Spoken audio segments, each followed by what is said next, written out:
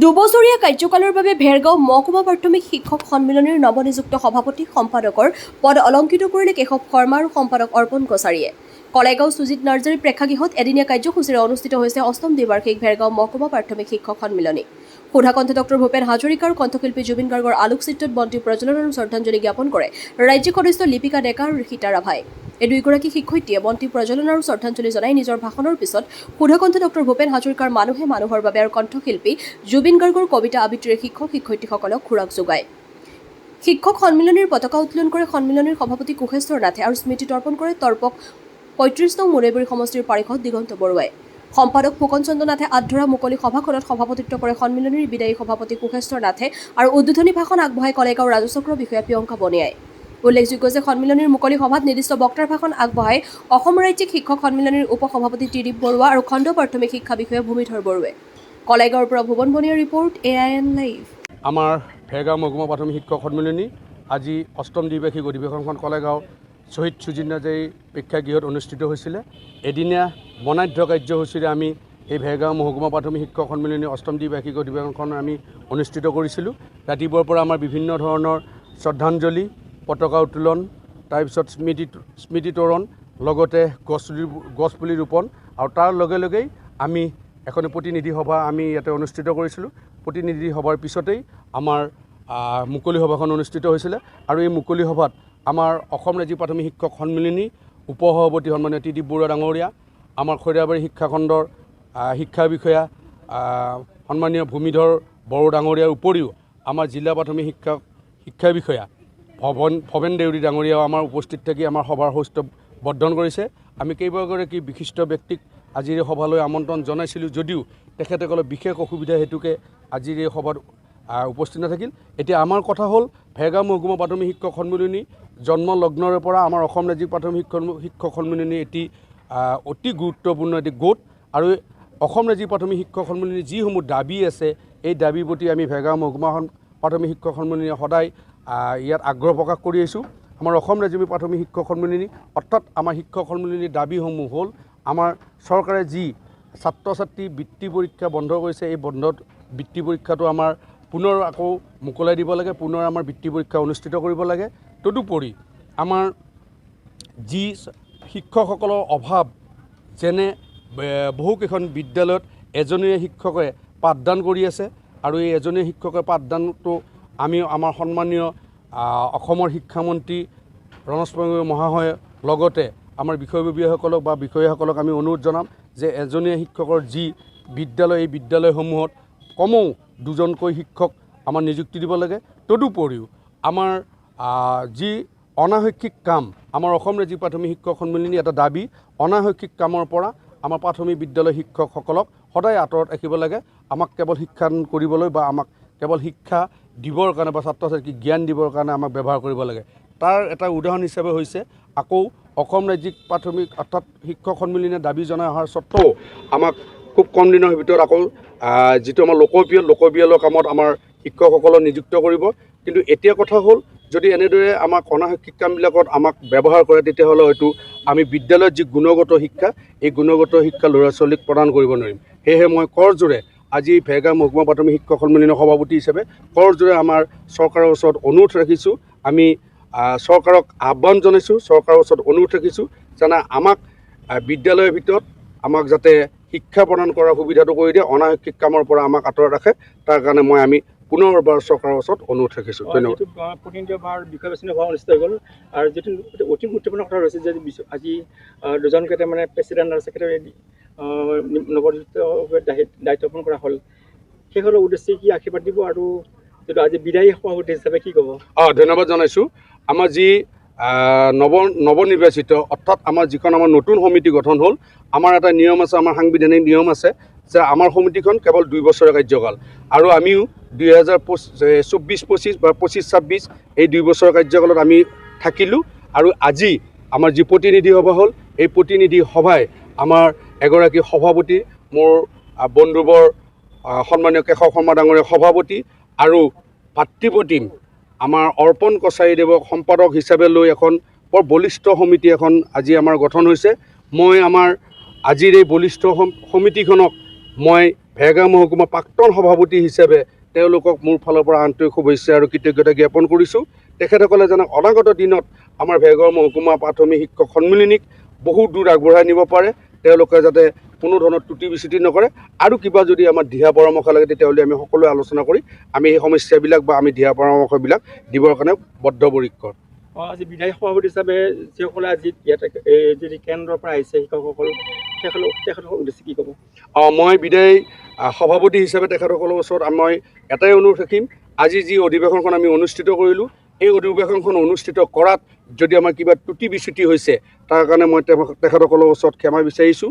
আৰু মই এটা কথাই তেখেতসকলৰ ওচৰত ক্ষমা বিচাৰিব বিচাৰিছোঁ যে বিগত কাৰ্যকালত 2 বছৰ কাৰ্যকালত আমাৰ যদি আমাৰ সন্মিলনীখন চলাই নিয়াত বা আমাৰ সন্মিলনীখন আগবঢ়াই নিয়াত আমি কিবা ভুল ত্ৰুটি কৰিছিলোঁ, তাৰ কাৰণে যাতে ভেৰগাঁও মহকুমা প্ৰাথমিক শিক্ষক সন্মিলনীৰ সকলো গুৰুবৃন্দই আমাক যাতে ক্ষমা কৰি দিয়ে তাৰ কাৰণে মই সকলোৰে ওচৰত বিনম্ৰ অনুৰোধ ৰাখিছোঁ। আজি কেন্দ্ৰলৈকে কি বাৰ্তা পঠাব?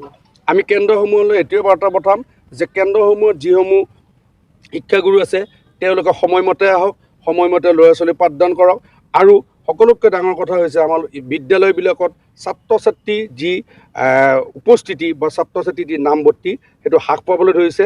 মই আমাৰ প্ৰাক্তন সভাপতি হিচাপে মই কেন্দ্ৰৰ সকলো গুৰুলৈ এটাই অনুৰোধ ৰাখিম যে আমি যাতে আমাৰ ছাত্ৰ ছাত্ৰীসকলৰ আমাৰ উপস্থিতিটো সদায় আমি নিয়মীয়া কৰিব পাৰোঁ বা আমি নামভৰ্তিটো অলপ বেছি কৰিব পাৰোঁ, তাৰ প্ৰতি যাতে তেখেতসকলে গুৰুত্ব দিয়ে তাৰ কাৰণে মই আহ্বান জনাইছোঁ। আৰু এটা কথা হ'ব গৈছে, যিহেতু ব্যক্তিগত শিক্ষানুষ্ঠানবিলাক বাঢ়ি গৈ আছে, তেওঁলোকে আজি অভিভাৱকসকলেও ব্যক্তিগত শিক্ষানুষ্ঠানৰ প্ৰতি বেছি গুৰুত্ব দিয়ে।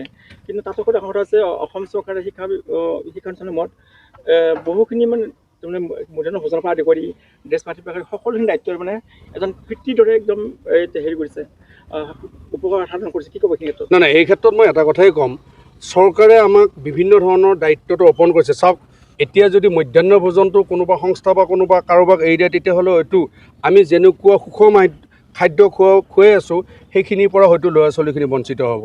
গতিকে চৰকাৰেও হয়তো এইটো চিন্তা চৰ্চা কৰিছে যে আমাৰ প্ৰধানসকলক বা আমাৰ স্কুলৰ মুৰব্বীসকলক এই মধ্যাহ্ন ভোজনৰ দায়িত্বটো দিছে। আৰু দ্বিতীয়তে আমি ব্যক্তিগত খণ্ড বিদ্যালয় বাঢ়িছে বুলি মই এইটো কাৰণে ক'ব নাযাওঁ, কিন্তু আমাৰ চৰকাৰী খণ্ড বিদ্যালয়তো আপুনি যদি চাই আমাৰ বহুত চৰকাৰী খণ্ড বিদ্যালয়ত নামভৰ্তি কৰিবৰ কাৰণে আমাৰ তাৰ উদাহৰণ আছে আমাৰ হাতত। নামভৰ্তি কৰিবৰ কাৰণে মাজনিশাৰ পৰা শাৰী পাতি ৰখি থাকে। গতিকে আমাৰ ঠিক তেনেকুৱাকৈ আমি ক'ব নাযাওঁ যে ব্যক্তিগত খণ্ডৰ বিদ্যালয় বৰ ধুনীয়াকৈ গঢ় লৈ উঠাৰ কাৰণে বা ব্যক্তিগত খণ্ডৰ বিদ্যালয়বিলাক প্ৰতিষ্ঠা হোৱাৰ কাৰণে যে আমি চৰকাৰী খণ্ডৰ বিদ্যালয়বিলাক মৰহি যাব ধৰিছে, ঠিক তেনেকুৱা নহয়। ইয়াতে আমাৰ কি হৈছে, আমাৰ জনসংখ্যাৰ কথাবিলাক আছে। আমি যদি চাওঁ আমাৰ গাঁওবিলাকতো কিছু জনসংখ্যাবিলাক আমাৰ কমিব ধৰিছে, যাৰ কাৰণে নেকি বিদ্যালয়বিলাকৰ ছাত্ৰ ছাত্ৰীৰ উপস্থিতিৰ হাৰটো বা আমাৰ ছাত্ৰ ছাত্ৰীৰ নামভৰ্তিৰ হাৰটো কমিবলৈ বাধ্য হৈছে। যিহেতু এমালগেশ্যনবিলাক হৈ আছে, বহুতো দেখিছোঁ যে মৃত্যকৰ অৱস্থাত গুচি গৈছে, বহুতো শিক্ষানুষ্ঠান এতিয়া অসল হৈ আছে, ভোট বঙাল পৰিণত হৈছে। আমি যদি চাওঁ একত্ৰীকৰণ শব্দটো এনেকুৱা হৈছে, য'ত নেকি আপুনি চাব, য'ত নেকি ল'ৰা ছোৱালী নাথাকে তাতে আমাৰ শিক্ষক নাথাকিব। গতিকে আমাৰ চৰকাৰে এটা উলিয়াইছে যে 1 কিলোমিটাৰৰ ভিতৰত যদি কোনোবা বিদ্যালয়ৰ ল'ৰা ছোৱালী নোহোৱা হৈছে তেতিয়াহ'লে ওচৰৰ বিদ্যালয়খনৰ লগত সেই বিদ্যালয়খন সংলগ্ন কৰি দিছে। কিন্তু শিক্ষকজনৰ কোনো ধৰণৰ তেওঁলোকৰ চাকৰি কোনো ধৰণৰ তাৰমানে বেজুতি নঘটে। কথা হ'ল, এতিয়া মই আগতেই ক'লোঁ যে আমাৰ জনসংখ্যাৰ হাৰটো কেনেকুৱা হৈছে। আমি যদি চাওঁ আমাৰ জনসংখ্যাৰ হাৰবিলাকো কিন্তু যথেষ্ট কমি গৈছে, যাৰ ফলত আমাৰ চৰকাৰী খণ্ডৰ কিছুমান বিদ্যালয়বিলাকত আমাৰ বন্ধ হ'বলৈ গৈ আছে।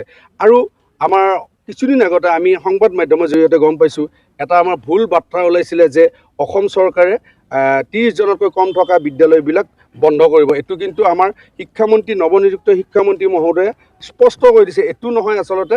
তাৰমানে তেখেতে এটা কথাই ক'ব বিচাৰিছে যে 1 কিলোমিটাৰৰ ভিতৰত যদি 3খন বিদ্যালয় থাকে, ছাত্ৰ ছাত্ৰী কম থাকে, তেতিয়াহ'লে সেই 3খন বিদ্যালয় একত্ৰীকৰণ কৰিব। তাৰমানে এখন বিদ্যালয়ত যদি 10জন আছে, এখনৰ 8জন আছে, এখনৰ 5জন আছে, তাতে কিন্তু শিক্ষক 2জন কৰি আছে। গতিকে 6জন শিক্ষক তাতে নিযুক্ত হৈ আছে, কিমানজন ল'ৰা ছোৱালী, 15-20 জন বা 30 জন ল'ৰা ছোৱালী। সেই 3খন বিদ্যালয়ে একত্ৰীকৰণ কৰিব।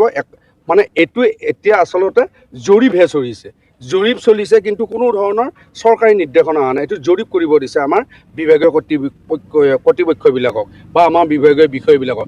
আচলতে এইটো কোনো ধৰণৰ আমাৰ এটা ভুল বাৰ্তা এটা হৈছে যে 30 জনকৈ যদি ল'ৰা ছোৱালী কম থাকে তেতিয়া সেই বিদ্যালয়বিলাক বন্ধ হৈ যাব। এইটো আচলতে চৰকাৰে ঘোষণা কৰিছে, স্পষ্ট কৰি দিছে। আচলতে 30 জনকৈ কম থকা বিদ্যালয়বিলাক বন্ধ নহয়, জৰীপ কৰিব দিছে। ক'ত কিমান ল'ৰা ছোৱালী আছে সেইটোহে জৰীপ কৰিব দিছে চৰকাৰৰ ফালৰ পৰা। শেষত মই এইটো ক'ব গৈছোঁ যে যদি বৃত্তি পৰীক্ষাটো বৰ্তমান বন্ধ হৈছে নৱনিযুক্ত অসম চৰকাৰৰ শিক্ষামন্ত্ৰী কি আহ্বান জনাব? এই ক্ষেত্ৰত আমি অসম ৰাজ্যিক প্ৰাথমিক শিক্ষক সন্মিলনীৰ তৰফৰ পৰা পূৰ্বতো আমি দাবী জনাই আহিছোঁ, আহ্বান জনাই আহিছোঁ অসম ৰাজ্যিক প্ৰাথমিক শিক্ষক সন্মিলনীৰ তৰফৰ পৰা, আৰু আজিও মই ভেৰগাঁও মহকুমা প্ৰাথমিক শিক্ষক সন্মিলনীৰ তৰফৰ পৰা অসম চৰকাৰলৈ এটি অনুৰোধ ৰাখিম, যিসকল মেধাৱী ছাত্ৰ ছাত্ৰী পূৰ্বতে যেনেধৰণে আমাৰ বৃত্তি পৰীক্ষাবিলাক হৈ আছিল, এই বৃত্তি পৰীক্ষাবিলাক যেন তেখেতসকলে আকৌ পুনৰবাৰ পাতে, বা আমাৰ গুণোৎসৱ যোৱা বছৰ হৈ নগ'ল, গুণোৎসৱৰ জৰিয়তেও আমি আমাৰ বিভিন্ন দিশবিলাক আমি চাব পাৰোঁ, গুণোৎসৱটো যাতে অনুষ্ঠিত কৰে। আৰু ইতিমধ্যে শিক্ষামন্ত্ৰীগৰাকীয়ে ঘোষণাই কৰিছে গুণোৎসৱ হ'ব অহা বছৰৰ পৰা।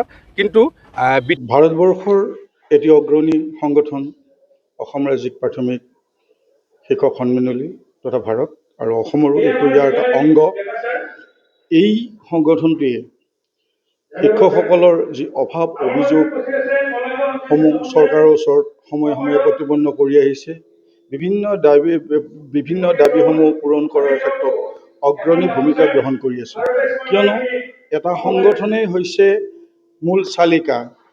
এটা অনুষ্ঠান চলিবলগীয়া হ'লে সংগঠনৰ মূল কাৰ্যসূচীসমূহ প্ৰকৃত কামত ৰূপায়ণ হ'লেহে সেই সংগঠনটোৰ স্বকীয়তা ওলাই পৰে। দেখা গৈছে যে প্ৰায় প্ৰাথমিক স্কুলত এজন শিক্ষকে কাম কৰি আছে। এনেকুৱা সমস্যাত আপুনি কেনেধৰণে কৰিব? অসম এখন ভাৰাক্ৰান্ত দেশ। অসমখনৰ বাকী দেশবিলাকৰ ওপৰত চালেও শৈক্ষিক ক্ষেত্ৰত অতি পিছপৰা। কাৰণ কিয়? আমি প্ৰতিপন্ন কৰি আহিছোঁ যে এজনীয়া শিক্ষক বা দুজনীয়া শিক্ষক এই বস্তুটো ডাঙৰ কথা নহয়।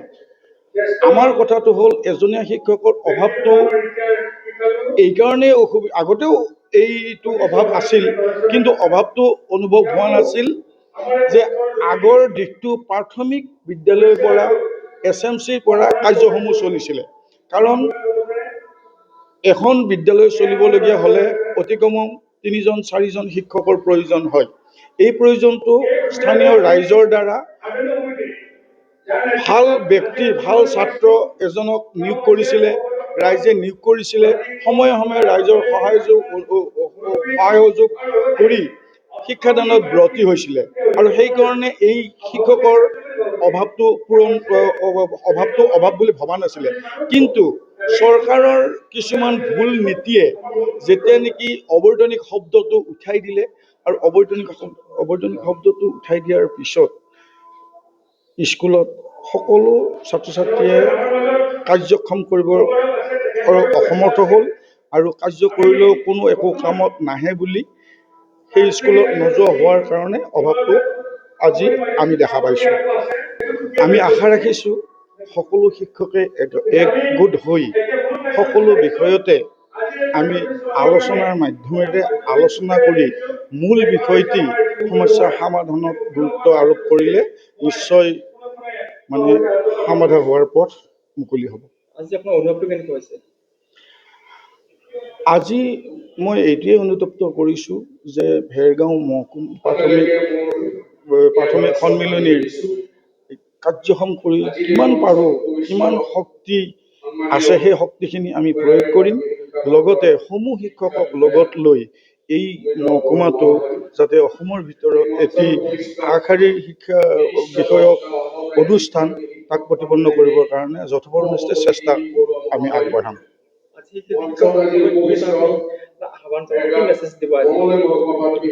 মই এইটোৱে মেছেজ দিব খুজিছোঁ, সকলো শিক্ষকে নিজৰ কৰ্মৰাজি, সময়, নিষ্ঠা, আস্থা লৈ শিক্ষকতাৰ বিষয়ত গুৰুত্ব আৰোপ কৰক আৰু নিজৰ দায়িত্ব সুকলমে পালন কৰক। যিকোনো খবৰ আৰু বিজ্ঞাপনৰ বাবে যোগাযোগ কৰক 7896121996।